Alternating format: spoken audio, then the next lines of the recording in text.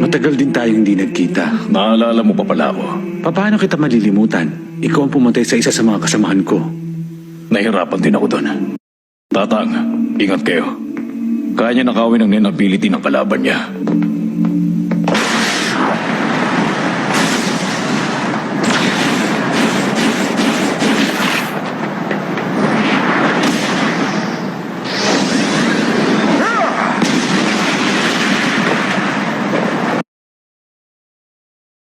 Hindi ako nahihiwa ng basta-bastang patalim. Malamang espesyal yung ginamit niyang kutsilyo.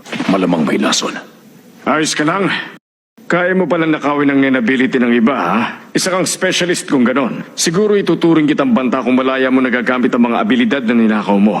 Pero marami kang kailangan gawin at isinasakripisyo para makuha ang mga abilidad na yon. Tama yun.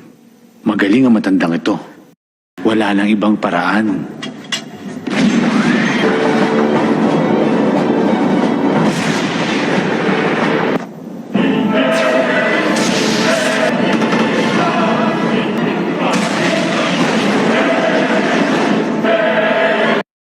Isang tela. Hindi ako pwedeng sumugod ng hindi nalalaman na nagagawa ng bagay na yan.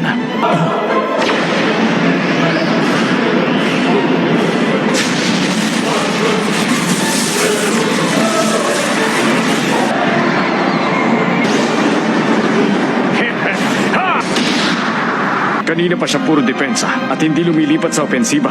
Pero dahan-dahan niyang pinapaliit ang distansya sa pagitan namin. Hindi ko siya pagbibigyan. Ibang klaseng matandang to. Nagagawa niyang unahan ang bawat galaw at iniisip ko. Mukhang hindi ko siya mahuhulog ng buhay.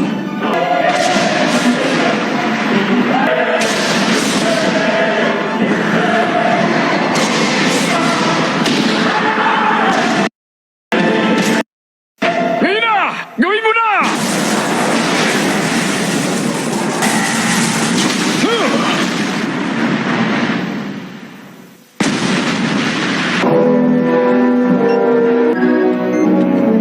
Ikaw ba yan, Ilumi?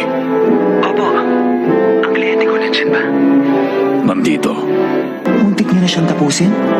Mabuti na lang nakaabot ako. Sige, pakisabi sa kanya. Niligpit ko na ang 10 doon. Mukhang hindi pa natin oras mamatay ngayon. Hindi niyo na ako tatapusin? Ang 10 doon ang umupas sa amin na gawin yon. Pero ngayon patay na silang lahat. Wala na kaming kliyente. Sayang naman. Hindi na kayo magkakaroon ng ganitong pagkakataon uli. Para yatang ibang pagkakaunawa mo dito. Hindi personal sa amin ang pagkitil. Pero gusto ko lang malaman, alam niyo ba na inupahan ko naman si Ilumi para tapusin ang 10 Don? Siyempre naman alam namin. Pero ang trabaho niya ay sa kanya at ang sa amin ay amin. Kung sakali naglaban tayo ng 1-on-1, sino sa palagay ninyo ang mananalo sa atin? Natural ako.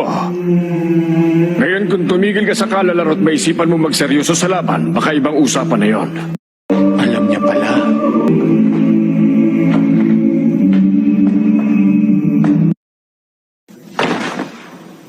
Nakakainis naman. Hindi ko na nakaw mga kapangyarihan nila.